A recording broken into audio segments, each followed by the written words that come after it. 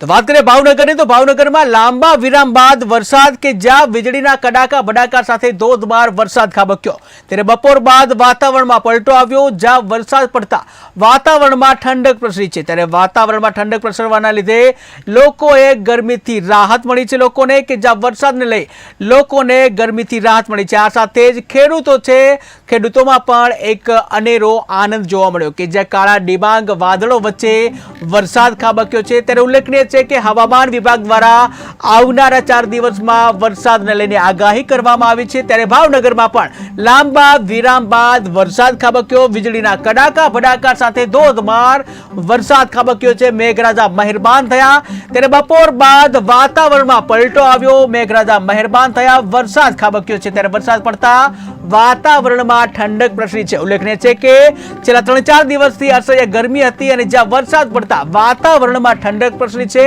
અને વાતાવરણમાં ઠંડક પ્રસરતા લોકોમાં ખુશીની લહેર કે જ્યાં આ સાથે ધરતીપુત્રો છે, ધરતીપુત્રોમાં પણ આનંદ છવાયો છે।